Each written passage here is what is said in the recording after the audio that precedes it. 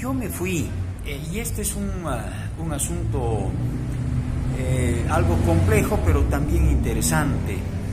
Yo fui parte de la primera dirección nacional que tuvo el MAS entre el año 99 y el año 2001. Yo me renuncié en un ampliado nacional el año 2001, ¿no?, a la dirección de la que era parte, sin renunciar a la militancia, no porque no quisiera, sino porque no tenía sentido.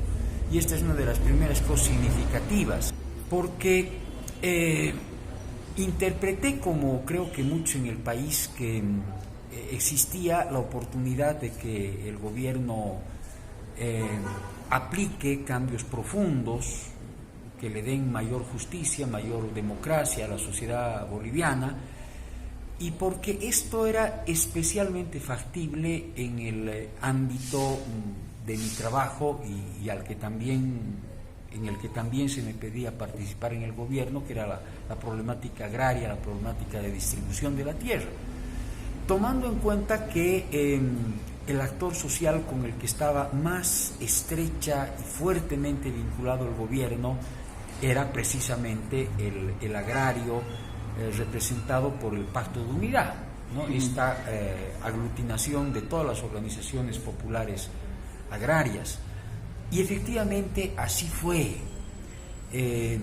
Yo he afirmado en algún texto que, sobre todo en materia agraria, durante la primera gestión de Evo Morales hubo una suerte de cogobierno precario, irregular, informal, pero gobierno al fin, en el sentido de que todas las decisiones correspondieron a acuerdos entre el gobierno y el Pacto de Unidad. Y los resultados de esta relación han permitido un avance, si bien parcial, pero eficaz en dirección a los intereses de estas mayorías nacionales. De manera que yo tengo que decir con absoluto convencimiento y franqueza que, pese a lo terribles que han venido a ser los momentos que estamos viviendo, pese a lo agresivo que se ha tornado el gobierno de Evo Morales con la sociedad boliviana, si yo volviera a estar en aquel trance, volvería a aceptar ser viceministro de Tierras, porque esos resultados están entre las realizaciones que, aunque sea escasamente, ha tenido este gobierno y que permiten hablar de un proceso de cambio, si bien ya frustrado a estas alturas, efectivo en aquel momento. Francamente no lo pensé, pese a que yo había renunciado el año 2001, precisamente por la actitud autoritaria que ya mostraba Evo Morales en esos primeros escasos años de existencia del MAS. Yo recuerdo muy bien que aquí, muy cerquita, a 2 cuadras, mis explicaciones ante el ampliado del MAS, estando Evo Morales sentado a mi lado, fueron que Evo Morales mentía cuando decía que el MAS no era de él, sino del pueblo, cosa que le gustaba repetir. Y le decía que absolutamente todas las decisiones importantes que se había tomado hasta ese momento las había tomado exclusivamente él, sin consulta ni de la dirección, ni mucho menos de instancias partidarias más amplias, que la dirección en verdad era un florero y que yo no tenía tiempo para actuar de florero, que prefería hacer otras cosas, mostrando que el problema de fondo era el de un autoritarismo que desvinculaba a esa supuesta, porque realmente no lo era, estructura partidaria, de los movimientos sociales a los que tenía que obedecer. El MAS desde entonces era de Evo y yo creo que lo es cada día más.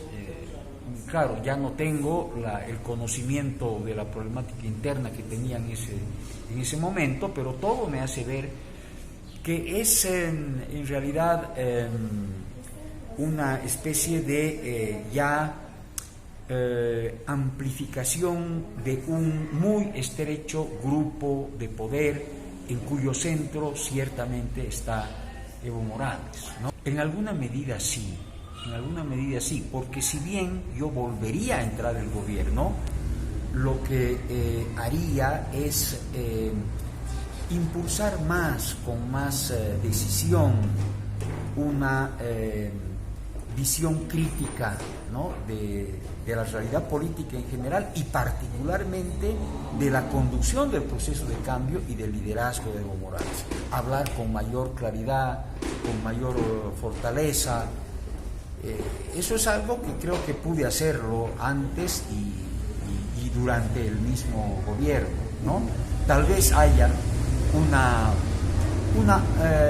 contribución por omisión, ¿no?, a este liderazgo que nos está conduciendo nada menos que a una dictadura, que es a mi juicio lo que tenemos en el país. Esa es otra cosa que me veo muy frecuentemente obligado a explicar. Hay dos momentos.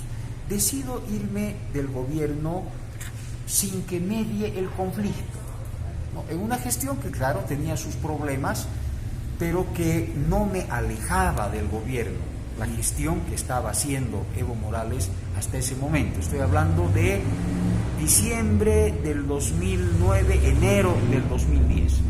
Yo me voy más bien por situaciones personales, familiares, por el hecho de haber estado separado de mis hijas pequeñas durante 4 años, ¿no?, y considerar que en el Viceministerio de Tierras se había estructurado un equipo de trabajo eficaz que podía no solamente mantener su eficacia, sino aumentarla sin mí, ¿no? Y por considerar también que el cambio en las gestiones públicas cada cierto tiempo, como es el criterio de nuestra misma Constitución a propósito de la presidencia, es saludable. Cuando los principales responsables se quedan mucho tiempo, más bien la gestión tiende a declinar y los cambios más bien tienden a fortalecerla. Entonces, esas consideraciones me hacen presentar mi renuncia. Yo ya presenté mi renuncia a mediados del 2009 para que haya un tiempo prudencial para un recambio adecuado, bien llevado, etc., ¿no? Me vengo acá a Cochabamba y yo actúo en apoyo al gobierno, comienzo a sacar mi columna en Página 7, con un sentido crítico, pero en general de identificación, de alineamiento con el gobierno. Y rompo con el gobierno, ya sin ser viceministro de Tierras, a finales del año 2010, si no me equivoco, en septiembre de ese año, cuando se aprueba la ley del régimen electoral con una agresión muy alevosa al movimiento indígena, que es la de traicionar los acuerdos que se habían tomado con ellos y consumar la primera violación flagrante de los derechos constitucionales indígenas al dejar a la minoría indígena guaraní de Chuquisaca sin el diputado que les corresponde. Una cosa demasiado redonda, demasiado evidente, demasiado alevosa como para pasarla por alto, ¿no? Y yo saco en ese momento en mi columna una denuncia en realidad, ¿no? Me acuerdo que mi columna tituló en aquella vez violación de los derechos constitucionales indígenas, ¿no? Y en ese momento ya de las posiciones críticas pasó a lo que era en verdad una ruptura con el gobierno.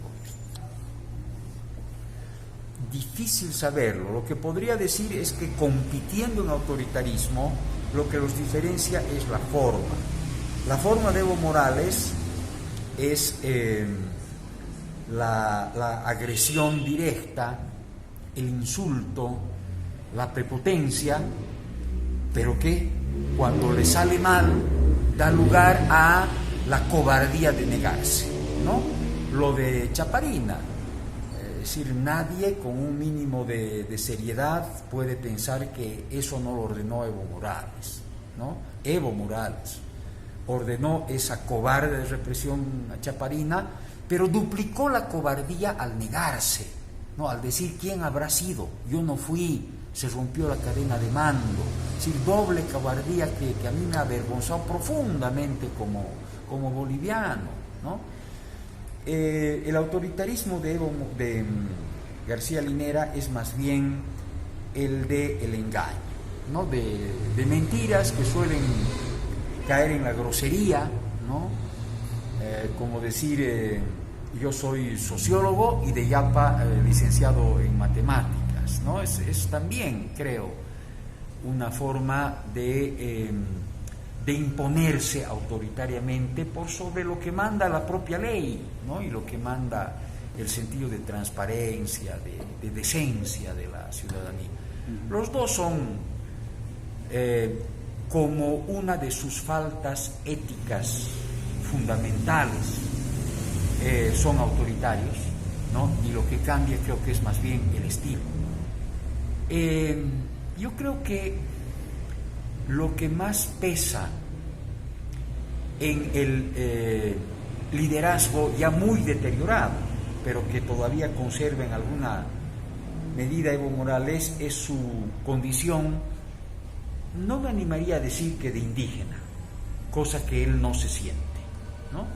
Sino de un hombre del pueblo, un hombre con el que los más humildes de Bolivia pueden identificarse, ¿no? Yo creo que eso es algo que pesa.